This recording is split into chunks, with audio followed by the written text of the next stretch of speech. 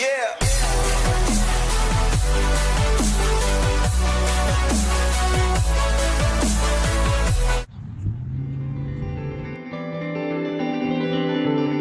Not in the house. Welcome to our channel. At this time. Hello, ngayon gagawa tayo ng chocolate cake. So, ang ingredients, harina or flour, all-purpose flour. Isala natin siya para maging fine yung result ng flour. Next is baking powder. And next is the cocoa powder, the unsweetened. Sala natin, sala-sala para maging fine yung result niya. Tapos yung naiwan na mga buhol-buhol, guys, ito pinipress ko to para maging fine, masali sa ating ingredients. Ayan na. And then yung sugar, granulated sugar. Halo. Mix natin yung dry ingredients.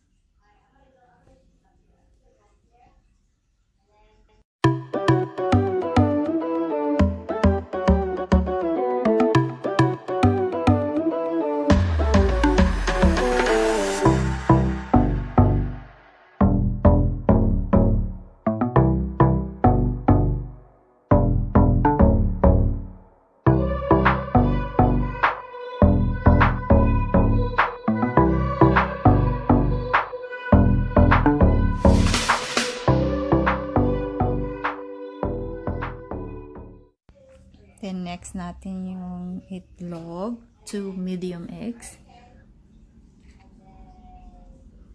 Then oil. Yung milk. Evaporated milk or fresh milk is okay. And then let's mix it.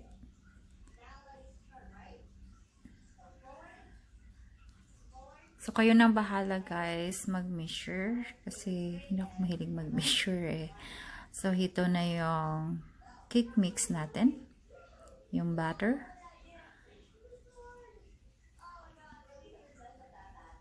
Next, let's put some oil in our pan.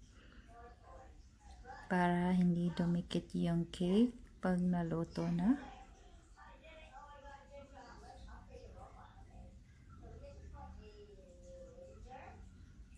So this time, hindi ako gagamit ng oven, but I will use our microwave to bake my cake.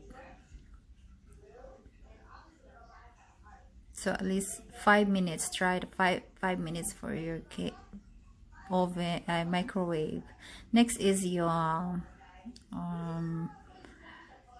baking sheet para hindi dumikit lalo yung cake sa bottom ng ating pan.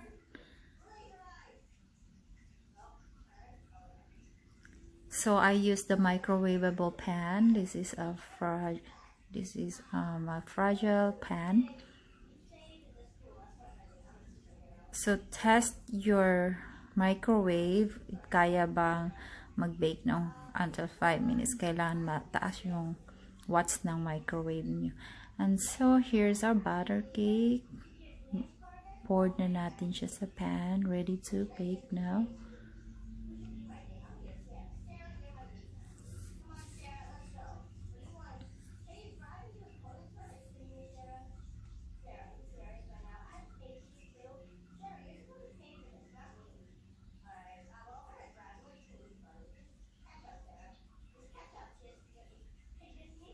Pat natin para makuha yung mga bubbles.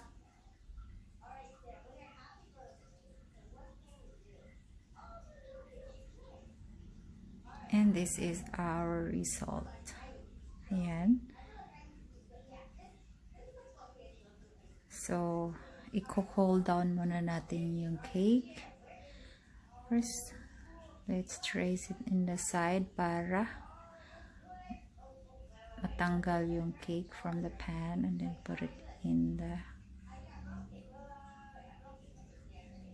para ma-cool down natin yung cake natin while making our frosting. Ayan na. So this is our cake. And now let's make our frosting. So flour, cocoa powder, butter, and sugar only. If you want aroma, then vanilla. I like vanilla aroma. So let's just put it in a low temperature para hindi masunog yung ating frosting. Ayan na. I poured the frosting into cake now. Let's spread it all over the cake para tabunan yung katawan ng ating cake. Ayan.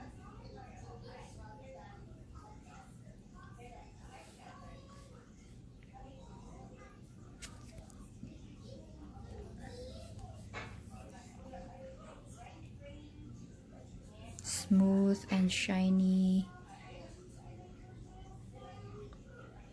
and so yummy, chocolatey. Hindi gaanong matamis kasi ayoko ng masyadong matamis, kaya hindi ko nilagyan ng maraming sugar.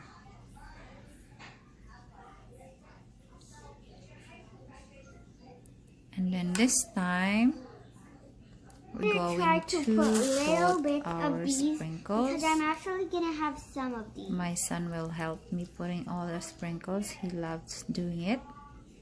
Some chocolate. Ayan na yung kamay niya. Really cutie. Because rainbow makes it so much He's yummy. excited to make our homemade chocolate cake. Still looks kind of chocolatey. We need to put some more rainbows. We need a lot of rainbows because see how much chocolate it is? So ayan na yung cake natin with frosting and sprinkles. And I would like to thank everyone for watching our videos.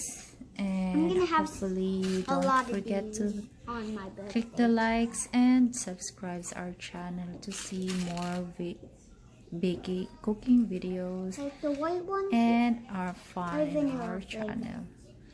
Hope to see you next time. Thanks guys.